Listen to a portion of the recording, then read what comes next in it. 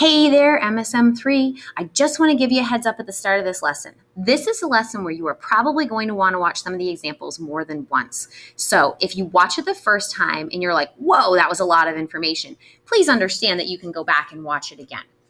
All right, so this is rational numbers algebraic proof. How do we prove that a repeating decimal can be written as a fraction? How do we find the fraction that a repeating decimal represents? So for example, 0.09 repeating means 0 point, and then you get a 0.9 followed by another 0.9 followed by another 0.9. That is your repeating decimal that you are representing with the repeating bar. So in order to do this, we're going to follow a set of steps, and you'll want these notes next to you at least for the first couple times you do this. First thing we're going to do is let x represent our number. So the first thing we're going to do is make an equation out of this. X equals, and you'll notice that I've written out several 0.9s and then the dot, dot, dot. There's not a rule. You can do 6, you can do 8, but you want several sets of the thing that's repeating. The next thing you're going to do is multiply each side by 100. Now, the reason for that is because it's 2 digits. So the fact that it is 0.09 and this is 2 digits getting repeated, that's the reason you multiply by 100, because 100 has 2 zeros. So it really just shifts your decimal point over 2 places. So I multiplied the left side by 100 and I multiplied the right side by 100, which is how I got 100x. And then I got the 9.090909. I moved my decimal point over 2 places by multiplying by 100.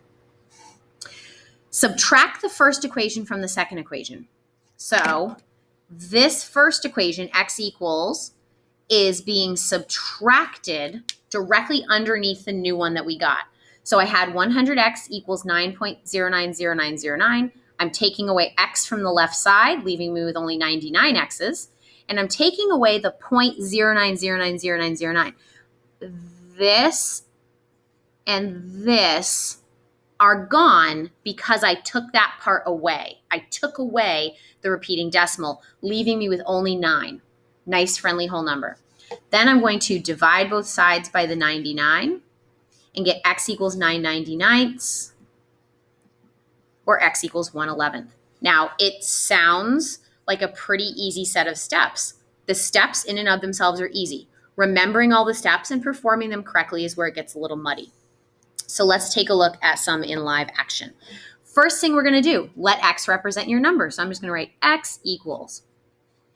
Well, that's not enough digits. So x equals 0.269269 dot, dot, dot. A few repeatings. You could do another one as well if you wanted. Now, because it was 3 digits repeating, I'm going to multiply by a 1 with 3 zeros. So I'm multiplying by 1,000 this time because it was 3 digits repeating, 3 zeros. That moves it over 1, 2, 3 places. So my new equation is 1,000x, multiply the left side by 1,000, and 269.269 repeating on the right. In both cases, you've got the extra 3 zeros. Here, I moved it 3 places. Now you're going to subtract the first equation, minus x, and minus the 0.269 repeating from both sides. 1,000x, take away an x, leaves me with 999 x's. And this part gets rid of all of that messy decimal, leaving me with just 269. Divide both sides by 999, and you get 269 over 999, which is actually your final answer. And 269 over 999 is worth 0.269 repeating. Now, how could you check yourself after you've done the algebra and you're thinking, wow, that answer looks kind of messy? I could grab a calculator and I could say, let's see, 269 over 999. I use division, fraction bar. And there's my point, 269, 269, 269. Now, why is there a 3? It should be a 2, right? But the 2 that should be there would be followed by a 6. And so the graphing calculator rounds us up just to finish off the number when it runs out of spaces. All right, here's another example, 0.8 repeating. Only 1 digit is repeating, so we're going to multiply by a 1 with only 1 0. So first, set it equal to the x, and I'm going to write out a number of 8s repeating. I am going to multiply both sides by 10, 10x. And when I multiply this one by 10, it just moves my decimal point over one place because there's only one zero. I'm going to take away the first equation from the second equation. 10x take away an x leaves me with 9x's. And then this one, the goal is to eliminate all of your messy decimals, and you get an 8. Divide both sides by 9, and x equals 8/9. Again, you can easily check that on a calculator. On to the back. Feel free to pause me at any time. Go back and watch a section if you're stuck on it. We get a couple that are a little bit different. 0.083 with the 3 repeating. So you'll notice that there's only one digit repeating. I only actually have to multiply by 10 because there's only one digit under the bar. So I'm going to write myself a little note times 10. I'm going to have x equals 0.08333 ... right? Only the 3's are repeating. I'm going to multiply by 10, giving me 10x. And this one moves the decimal point just one place. This one gets a little trickier when you go to subtract the first equation from the second equation. So I'm going to take away the x, and I'm going to take away the original, right, 0.0833. So the 3's are gone, where you've got 3 minus 3 is 0, 3 minus 3 is 0. You actually have to do a little bit of subtracting here. You've got 9x, 0.83 repeating is now just 0.83, and you're taking away 0.08. So I will borrow from the 8. 13 take away 8 is, 13 take away 8 is 5, and 7 take away 0 is 0.75. You can always double check yourself on a calculator for that just to make sure. Divide both sides by 9. And you're like, Mrs. Frazier, we've always been told you cannot mix decimals and fractions. And I would totally agree with that. The easiest way to get rid of a decimal in a fraction is to move the decimal point. In this case, I'm going to move it 2 places to the right.